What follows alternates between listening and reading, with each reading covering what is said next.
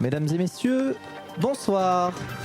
Alors nous commençons avec cette nouvelle exceptionnelle. Depuis ce lundi 1er avril, et ce n'est pas une blague, l'Allemagne est devenue le plus grand pays de l'Union européenne à légaliser le cannabis dans un usage récréatif.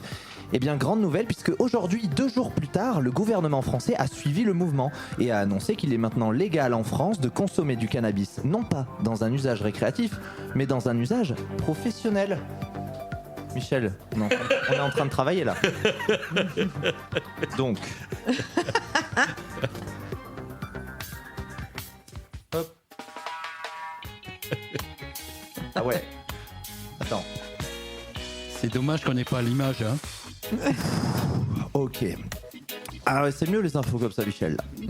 On va pouvoir prendre notre temps, ça va être très bien. Super. Alors. Société, dimanche 31 mars dernier a pris fin la trêve hivernale et en 2023, c'est environ 21 500 ménages qui ont été expulsés de leur logement. La peur de finir à la rue est évidemment présente chez les habitants, mais Jean-Luc Moudenc, le maire de la ville de Toulouse, a tenu à prouver les bienfaits que cela pouvait apporter d'être à la rue. Nous l'avons en effet retrouvé sous le pont du port de l'Embouchure avec une barbe de 3 jours. Alors qu'il était en train d'arracher les poils d'un gros rat mort afin de le faire cuire, il nous a partagé ce qu'il appelle un retour à l'essentiel. Au premier abord, ça peut paraître difficile de devoir déféquer à côté de la tente où on dort, mais quand on est là au bord du canal du Midi après s'être fait gazer par les flics et qu'on voit un petit canard qui s'étouffe avec une capote usagée, on se dit quand même qu'on a de la chance d'être en vie.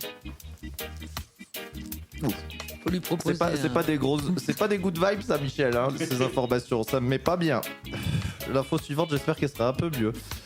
Ok, santé, on annonce une annonce de la plus haute importance, oui, puisque ce jeudi 4 avril, le Réseau national de surveillance aérobiologique, le RNSA, alerte une grande partie des scientifiques français, mettant ainsi plus de 70 départements en vigilance rouge pour cause de la très forte expansion de la propagation de pollen dans le pays. Nom de Dieu. Ouais, bah, attends, c'est complètement ouf.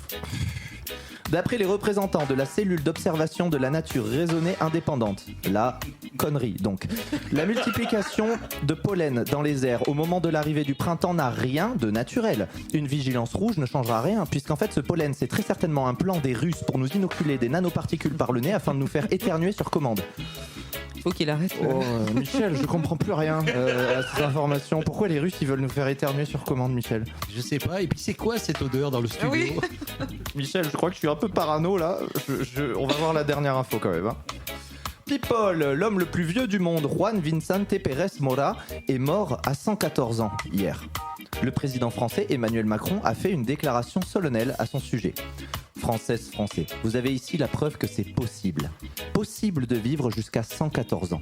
C'est pourquoi je vous demanderai de prendre exemple sur cet homme. Car au vu des calculs de mes collègues et de la tendance actuelle, c'est à peu près l'âge à partir duquel vous pourrez partir à la retraite si vous êtes né après l'année 1993. Ah, l'année 1993, c'est mal barré pour moi, Michel. Ouais, surtout si je continue à fumer au boulot comme ça, je ne tiendrai pas jusqu'à 114 ans. Bon bah tant pis pour la retraite, c'est foutu. Je m'amuse pas longtemps plutôt que de m'emmerder longtemps. Yeah.